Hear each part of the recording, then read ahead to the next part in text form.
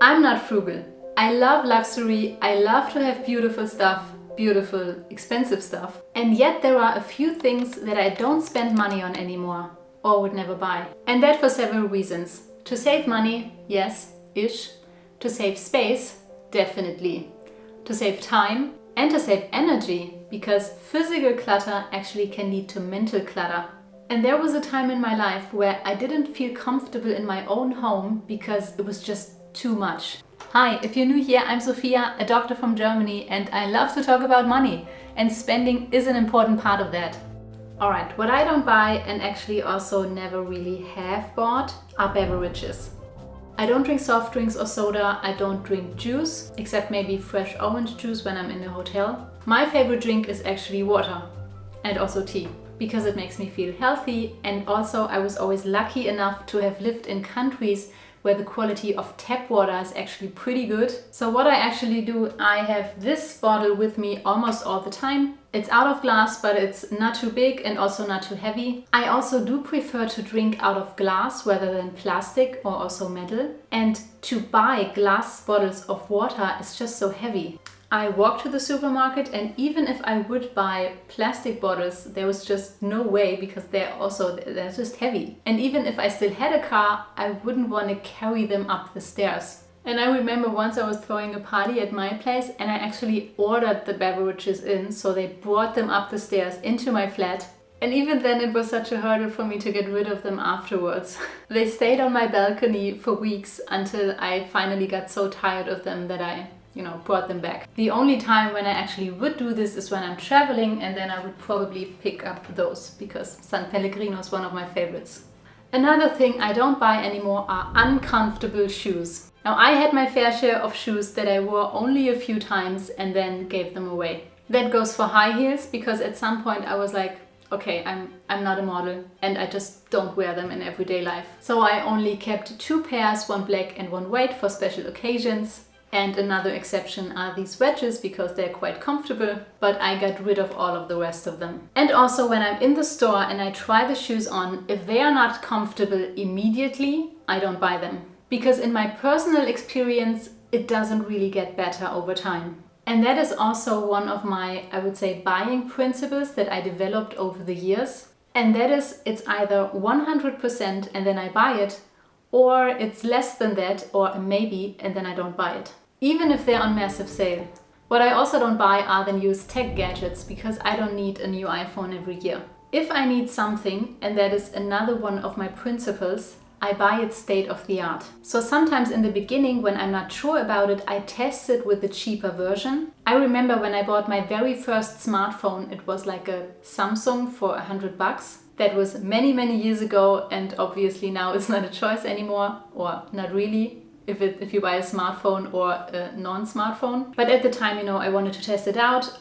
I noticed that I liked it, but with this one I noticed that it got slow pretty quickly. And then I got an old iPhone 4 gifted to me, which I still have, by the way, because I thought I just loved this version. It was so pretty. And I never looked back. So for me personally, the state of the art when it comes to phones are iPhones. I don't buy them used. I don't buy the oldest version. When I buy one, because I need one, I buy the newest version, also with an adequate storage, and I pay it outright. And then I protect it well, so I have a screen protector, and I also have this case that is a mouse case. And then I keep it for 4 years, maybe 5 years. This is the iPhone 12 Pro Max. And I haven't had any issue with it, not with the battery, not with the speed, so I'm going to keep it. And the same goes for any other tech gadgets. Now, when it comes to tech in everyday life, I'm pretty much a part of the Apple universe. So I have the MacBook, I have the iPad, I have the Apple Watch, and I have the AirPods Pro. And if they still check the boxes of that's what I need them to do, I don't need to upgrade.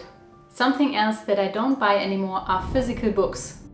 Now, as someone who has loved books all of their life and who always wanted to have this huge bookshelf with books like my mom had and also my grandparents had, this may even sound a bit odd, but after having accumulated several hundred books, I noticed that it's just not practical, especially not if you don't live in your own home. And I right now have, like 15 or 16 boxes just filled with books.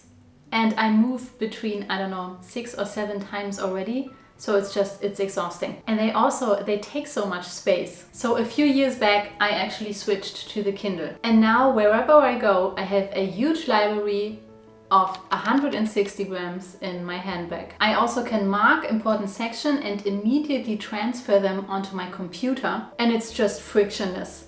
So what I do these days, I read books on the Kindle first, or I listen to them on Audible as an audiobook. And if after that I want to have a book in my library because it has influenced me in a way, or because it's a finance book and I can show them to you in those videos, I go out and buy the hard copy. And yes, I actually prefer hard copies. I don't really like those soft covers. And that way, and that is definitely an advantage of physical books, I can, quickly skip through it and look for the sections I want to maybe reread. That's a little bit harder on the Kindle. But that way I can keep it very lean and I only keep, the books I really love in my shelf. Next thing I stopped buying is polyester, or in other words, fast fashion.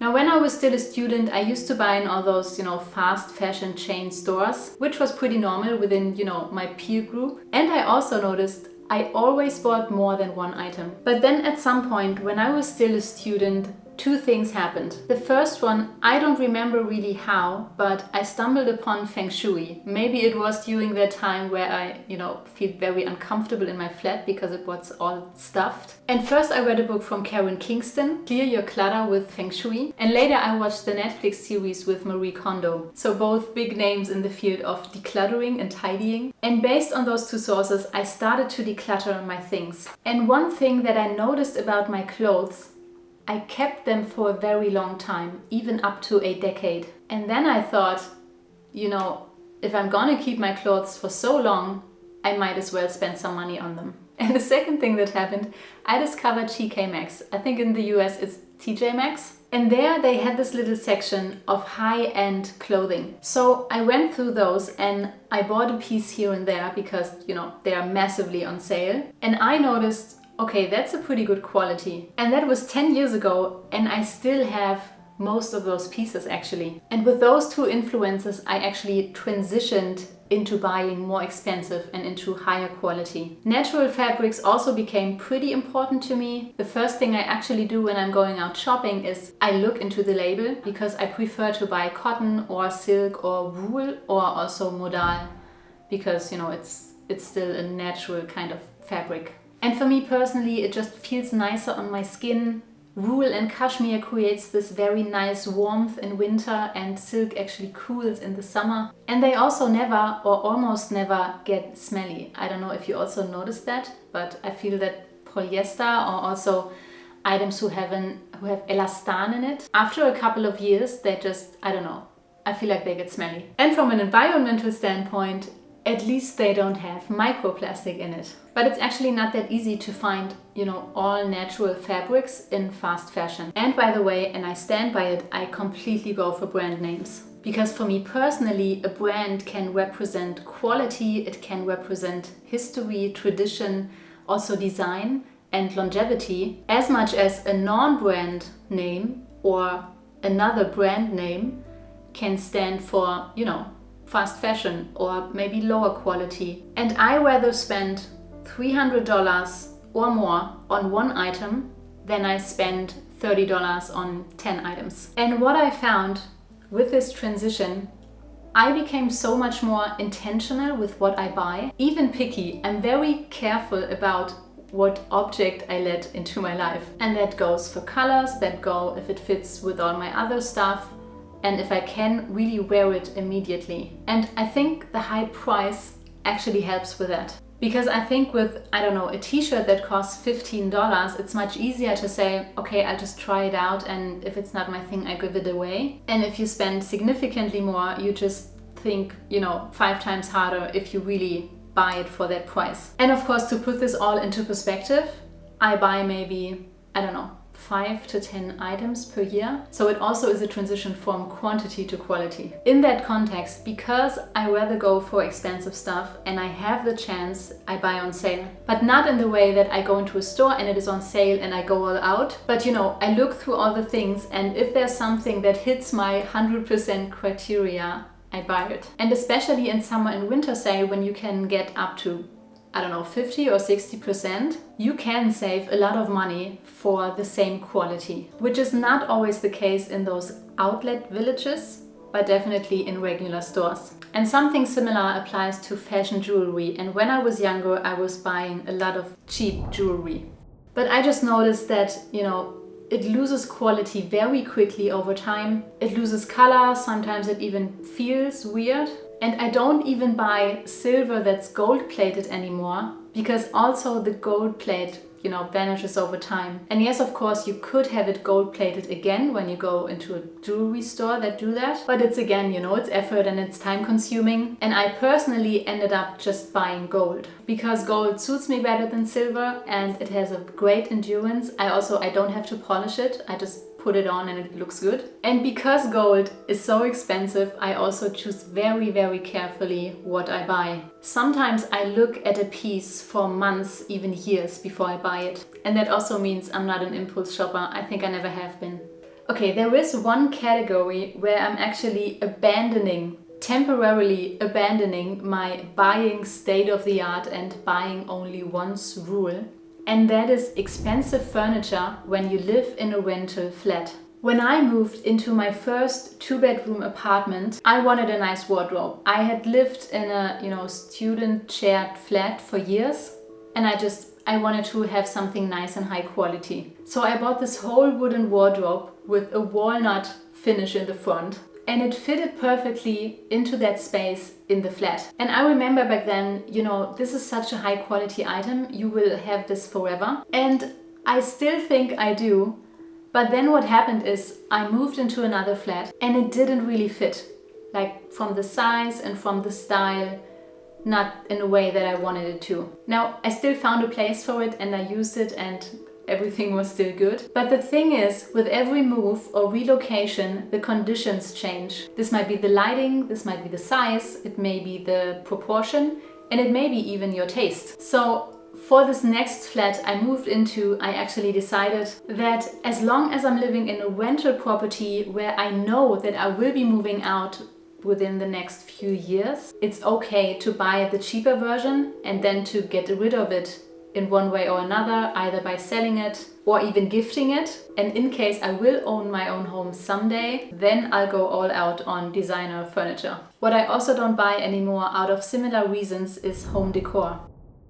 Now, I used to have jewelry stands and little bowls and lots of accessories for the kitchen, all stuff that I didn't actually need, and it just filled up a lot of space. So now I actually like to keep it very clean, to have only very few items and then rather high quality items. And what I also don't have and like anymore are open shelves. I rather like everything closed, so it looks clean and it's also easy to clean. Now, I didn't mention a car in this list on purpose. I do not have one at the moment because repairments just got unreasonably expensive, so I sold it. But to be honest, if I really felt like I had enough money to buy my own car, I would immediately do it because I just love the luxury of a car. It's just understanding the costs of it, not just the buying price, but also all the other costs that come with it when you own one. For me, it doesn't really make sense at the moment. I rather save and invest that money, and I want to hit a certain milestone in net worth first